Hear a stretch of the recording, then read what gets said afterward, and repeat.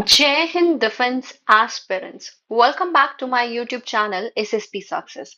Today we are going to cover a very important topic which is based on strengthening India's FDI attractiveness. This topic is very important for your upcoming SSP, AFSP in terms of lecturate and GD. Alright, so let's get started with our topic. See, before moving ahead with our topic, I would like to update you guys with the SSP Kolkata screening update and ये आज ही का data है। सो reporting कितने बच्चों की हुई थी? 61 reporting थी जिसमें से स्क्रीन इन हुए 28। ओएआर सेट जो था आपका 54 एंड 35 था।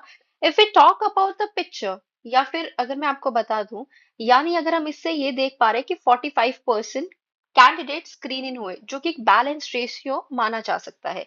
इससे ये समझ आता है कि स्क्रीनिंग में क्लैरिटी ऑफ थॉट और एक्सप्रेशन का रोल कितना इंपॉर्टेंट है। अब बात करते हैं पीपीएनडीटी के पिक्चर की। देखो, पिक्चर में हम देखते हैं कि एक फीमेल कैंडिडेट जो किसी को असिस्टेंस प्रोवाइड कर रही है, राइट। ये जो फर्स्ट एड जैसा लग रहा था। दो लोग बैठे हुए हैं और और एक्टिविटी ऑब्जर्व कर रहे हैं। बैकग्राउंड में काफी सारे लोग एक साथ खड़े हुए हैं। सबके कपड़े सिमिलर लग रहे हैं। इससे ये लगता है कि ये कोई मॉक ड्रिल, ट्रेनिंग एक्टिविटी या एनसीसी स्कूल कैंपस का सिनेरियो हो सकता है। देखो, पीपीएनडीटी में हमेशा पॉजिटिव, एक्शन ओरिएंटेड और लीडरशिप बेस्ड स्टोरी बनानी चाहिए। Before moving ahead with our topic, मैं आपको बताना चाहती हूँ 1 जनवरी से हमारा कंप्लीट एसएसपी का बैच शुरू हो रहा है। अगर आप लोगों को डेमो चाहिए तो आप हमें टेलीग्राम पर ज्वाइन कर सकते हैं और आपको क्लास का लिंक 8 PM मिल जाएगा आज। Right, now let's get started with our topic. देखो, इंडिया या फिर जो हमारा टॉपिक है which is based on foreign direct investment.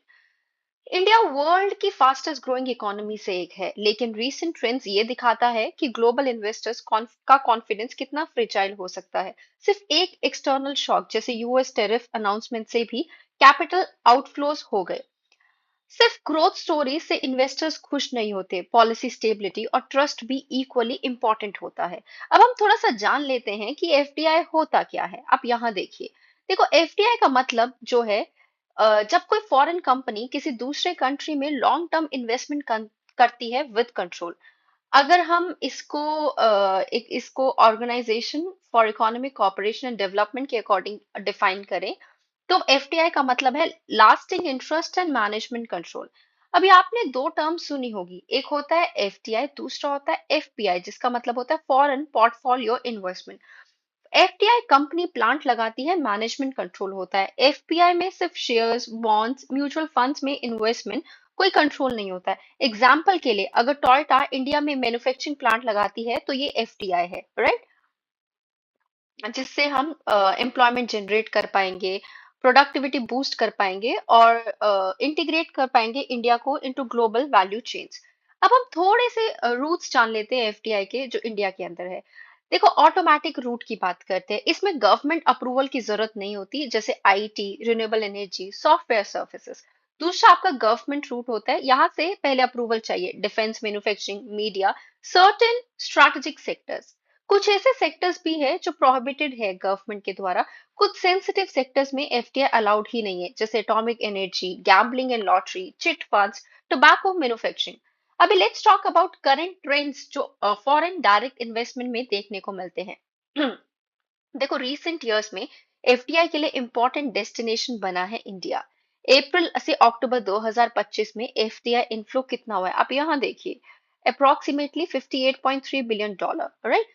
जो कि अराउंड कितना था, 15.4% था। मतलब 15.4% इंक्रीज देखने को मिला है, राइट।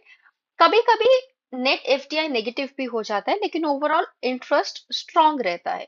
दूसरा, मेजर सोर्सेस क्या है एफडीआई के। इंडिया में सबसे ज्यादा एफडीआई कहाँ से आती है? देखो, सिंगापुर से 30%, मॉरिशस से 17%, राइट। उसके बाद यूएस से, UK, Netherlands, UAE. Tax treaties और इन्वेस्टमेंट रूटिंग का यहाँ पे बहुत बड़ा रोल होता है। If you talk about the top sectors जो अट्रैक्ट करते हैं एफडीआई, सबसे पहले सर्विस सेक्टर। सर्विस सेक्टर में कितना परसेंटेज है? 19% है, राइट। ग्रोथ 40% प्लस है, राइट। बैंकिंग, आईटी, कंसल्टिंग जैसे company. If you talk about the other sectors, कौन से आपके यहाँ पे देखिए, कंप्यूटिंग। हाँ, यहाँ पे देखिए कंप्यूटर सॉफ्टवेयर एंड में कितना है? 16%। ट्रेडिंग में कितना है? 8%, राइट। और उसके अलावा if you talk about manufacturing, manufacturing में कितना है, मैन्युफैक्चरिंग में यहाँ पे देखिए 18% के अराउंड है और वैल्यू 19 बिलियन डॉलर की है। इंडिया सिर्फ मार्केट नहीं, अब मैन्युफैक्चरिंग हब बन रहा है। Now let's talk about the major FDI receiving state. सबसे ज्यादा एफडीआई महाराष्ट्र को मिलता है, फिर मिलता है कर्नाटका को, फिर मिलता है Delhi NCR, then Gujarat and Tamil Nadu. State level governance भी एफडीआई को अट्रैक्ट करने में क्रूशल रोल प्ले करते हैं। Now, let's talk about the various factors that drive FDI into India. Firstly हमारा क्या, large and expanding domestic market. देखो इंडिया का कंज्यूमर बेस बहुत बड़ा है। फाइनेंशियल ईयर 2024 से 25 में 81 बिलियन डॉलर एफडीआई आई, राइट। ये जो पोजीशन है ना, वर्ल्ड की थर्ड लार्जेस्ट स्टार्टअप इकोसिस्टम जो सपोर्ट किया गया इंडिया स्टैक के द्वारा, यूपीआई ओएनडीसी, वो भी कहीं ना कहीं it is also drawing future oriented digital capital. Second है आपका क्या, ये देखो सेक्टर में लिबरलाइजेशन और बिजनेस में रिफॉर्म्स। इंश्योरेंस एफडीआई कैप 100% कर दिया गया बजट 2025 में, यहाँ देखिए आप, राइट। और रिफॉर्म्स जैसे जन विश्वास बिल 2.0 जिसने डीक्रिमिनलाइज किया है 28 माइनर ऑफेंसेस को, जिसकी वजह से क्या कंप्लाइंस बर्डन रिड्यूस हुआ है और इन्वेस्टर्स का कॉन्फिडेंस बूस्ट अप हो गया है। तीसरा आपका स्ट्रैटेजिक पॉलिसी इंसेंटिव्स। देखो make in India PLI scheme और 1.88 लाख करोड़ इन्वेस्टमेंट कहीं ना कहीं रियलाइज की गई पीएलआई के तहत by June 2025, that to across various sector 14 sectors, right. Then we have what, preferential trade and investment agreements were there, bilateral और रीजनल ट्रेड पैक्ट्स हुए जिसके वजह से मार्केट एक्सेस और प्रेडिक्टेबिलिटी आपका इंप्रूव हुआ। इंडिया यूएई का जो कॉम्प्रिहेंसिव इकोनॉमिक ये पैक्ट था, फ्री ट्रेड एग्रीमेंट का, उसने 100 बिलियन इन्वेस्टमेंट को अट्रैक्ट किया, जबकि इंडिया का एफ्टा एग्रीमेंट ने 100 बिलियन डॉलर कमिट किए हैं नेक्स्ट 15 इयर्स को, जो कि लॉन्ग टर्म इन्वेस्टर कॉन्फिडेंस को बूस्ट करेगा। नेक्स्ट क्या है आपका, चाइना प्लस वन इंफ्रास्ट्रक्चर का जो चेन शिफ्ट देखने को मिला है। देखो ग्लोबल कंपनीज चाइना के अलावा ऑल्टरनेटिव्स ढूंढ रही है। एप्पल आईफोन के एक्सपोर्ट्स 12.1 बिलियन डॉलर हुए हैं। PM Gati Shakti and then logistic cost down हुई है 8% ऑफ जीडीपी को लेके, right. Now let's talk about the key issues जो इफेक्ट कर रहे हैं एफडीआई के इनफ्लो को इंडिया के अंदर। देखो पॉलिसीज काफी ज्यादा अनसर्टेन है और रेगुलेटरी इन वॉलेटिलिटी देखने को मिलते हैं। कभी भी फ्रीक्वेंट चेंजेस हो जाते हैं ई कॉमर्स, डेटा लोकलाइजेशन में, टैक्सेशन में, डिजिटल सेक्टर रेगुलेशन में, जिसकी वजह से लॉन्ग टर्म इन्वेस्टर्स के अंदर अनसर्टेनिटी आती है। सर्टन लेजिस्लेटिव शिफ्ट देखने को मिलते हैं सनराइज सेक्टर्स में, जैसे online gambling, digital market place, जो कि परसीव्ड रेगुलेटरी रिस्क की तरह देखा जाता है। दूसरा है global economic and geopolitical headwinds. US के टेरिफ्स, जियोपॉलिटिकल टेंशंस, ये भी कहीं ना कहीं वन ऑफ द फैक्टर है जो अफेक्ट करता है। उसके अलावा इंफ्रास्ट्रक्चर गैप है, देखो port congestion, last mile issues, right, ये भी one of the major constraints देखने को मिलते हैं। जबकि पीएम गति शक्ति ने मैप किए हैं इंफ्रास्ट्रक्चर्स को डिजिटली, लेकिन फिर भी हमें बहुत ज्यादा चैलेंजेस देखने को मिल रहा है इस तरफ। नेक्स्ट है आपका land acquisition and labour market का रिजिडिटी।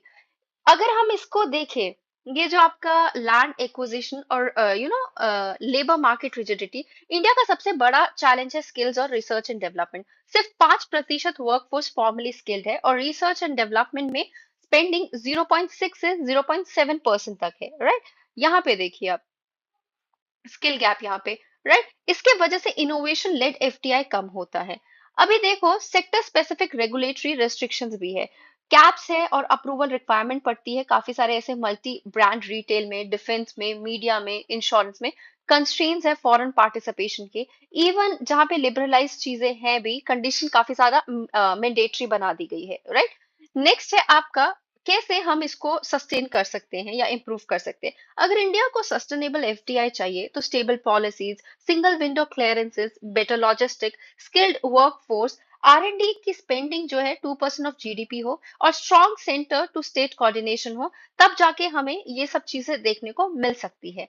अभी देखो कंक्लूजन की बात करते हैं। अगर इंडिया को विकसित भारत 2047 तक लाइक 2047 बनना है, तो हमें सिर्फ मार्केट नहीं, ग्लोबल मैन्युफैक्चरिंग और इनोवेशन हब बनना होगा। एफडीआई तभी सस्टेनेबल होगा जब रिफॉर्म्स कंसिस्टेंट होंगे, इंफ्रास्ट्रक्चर स्ट्रांग होंगे और पॉलिसीज प्रिडिक्टेबल होंगे।